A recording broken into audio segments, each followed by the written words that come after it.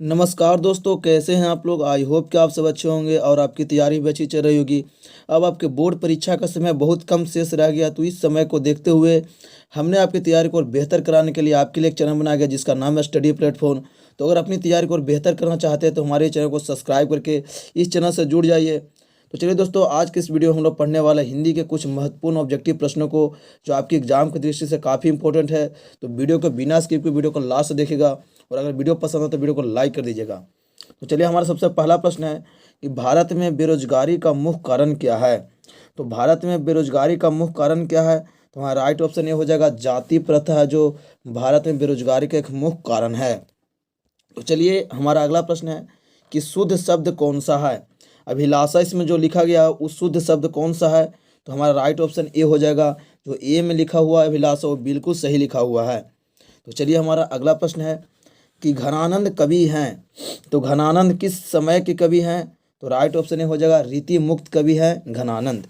तो चलिए, हमारा अगला प्रश्न है कि जन्म से ही पागल कौन थी। तो जन्म से पागल कौन है, तो राइट ऑप्शन बी हो जाएगा पंपाती थी, जो जन्म से ही पागल थी। तो चलिए, हमारा अगला प्रश्न है कि लेखक को मछली खाने से किसने मना किया।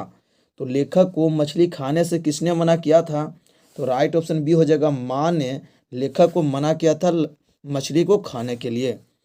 अगला प्रश्न है कि पंडित बिरजू महाराज कितने साल के थे तभी उनके पिता का देहांत हो गया। तो कितने साल की उम्र में उनके पिता गुजर गए थे, तो राइट ऑप्शन ए हो जाएगा 9.5 साल की उम्र में। तो चलिए, हमारा अगला प्रश्न है कि स्वामी विवेकानंद ने वेदांतियों का वेदांती किसे कहा है। तो स्वामी विवेकानंद ने वेदांतियों का वेदांती किसे कहा है, तो राइट ऑप्शन सी हो जाएगा मैक्स मुल्लर को। तो चलिए, हमारा अगला प्रश्न है कि दही वाली मगम्मा पाठ के लेखक कौन है। तो दही वाली मगम्मा पाठ के लेखक कौन है, तो राइट ऑप्शन ए हो जाएगा श्रीनिवास हैं। तो चलिए, हमारा अगला प्रश्न है कि स्वर संधि का उदाहरण कौन है। तो इसमें से जो दिया गया है वो कौन सा है जो स्वर संधि का उदाहरण है, तो राइट ऑप्शन सी हो जाएगा बधूत्सव। क्या हो जाएगा, बधूत्सव। तो चलिए, हमारा अगला प्रश्न है कि ललित निबंध कौन है। इसमें से दिया गया है जो कौन एक ललित निबंध है, तो राइट ऑप्शन बी हो जाएगा नाखून क्यों बढ़ते हैं, एक ललित निबंध है। अगला प्रश्न है कि नौबत खाने में इबादत पाठ के केंद्र में रहा। तो नौबत खाने में इबादत पाठ के केंद्र में कौन रहे, तो राइट ऑप्शन बी हो जाएगा बिस्मिल्लाह खां रहे। तो चलिए, हमारा अगला प्रश्न है कि सर्वनाम का भेद है। तो सर्वनाम का इसमें से कौन है जो सर्वनाम का भेद दिया हुआ है, तो राइट ऑप्शन ए हो जाएगा संबंधवाचक सर्वनाम। तो चलिए, हमारा अगला प्रश्न है कि तीन बेटे की माँ कौन थी। तो तीन बेटे की माँ कौन थी, तो राइट ऑप्शन भी हो जाएगा सीता है, जो तीन बेटे की माँ थी। चलिए, हमारा अगला प्रश्न है कि निम्नलिखित में से सर्वनाम कौन है। तो सर्वनाम निम्नलिखित में से कौन है, तो राइट ऑप्शन ये हो जाएगा वह है जो एक सर्वनाम है।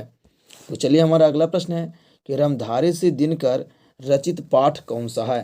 तो रमधारी सिंह दिनकर द्वारा रचित पाठ कौन सा है, तो राइट ऑप्शन भी हो जाएगा जनतंत्र का जन्म। तो चलिए, हमारा अगला प्रश्न है कि आजकल भारतीय पहनावे बदल गए, इस वाक्य में पहनावे कौन सी संज्ञा है, तो राइट ऑप्शन ये हो जाएगा जातिवाचक संज्ञा है पहनावा। तो चलिए, हमारा अगला प्रश्न है कि मैं आप चला जाऊंगा, इस वाक्य में आप कौन सा सर्वनाम है, तो राइट ऑप्शन भी हो जाएगा निजवाचक सर्वनाम है आप। तो चलिए, हमारा अगला प्रश्न है कि परिविशेषण शब्द किसकी विशेषता बताता है। तो परिविशेषण शब्द किसकी विशेषता बताता है, तो राइट ऑप्शन सी हो जाएगा विशेषण की विशेषता बताता है। तो चलिए, हमारा अगला प्रश्न है कि मीरा को जिंदगी से बहुत घृणा है, इस वाक्य में से किस कारक की विभक्ति है, तो राइट ऑप्शन हो जाएगा करण। तो चलिए, हमारा अगला प्रश्न है कि भूतकाल कितने प्रकार के होते हैं। तो भूतकाल कितने प्रकार के होते हैं, तो राइट ऑप्शन डी हो जाएगा 6 प्रकार के भूतकाल होते हैं। चलिए, हमारा अगला प्रश्न है कि व्यायाम का संधि विच्छेद क्या होगा।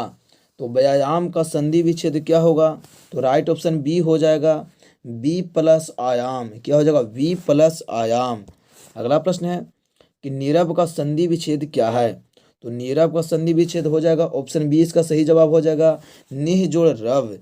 तो चलिए, हमारा अगला प्रश्न है कि आज जन्म में कौन सा समास है। तो आज जन्म में कौन सा समास है, तो राइट ऑप्शन ए हो जाएगा आज जन्म में अव्ययी भाव समास होगा।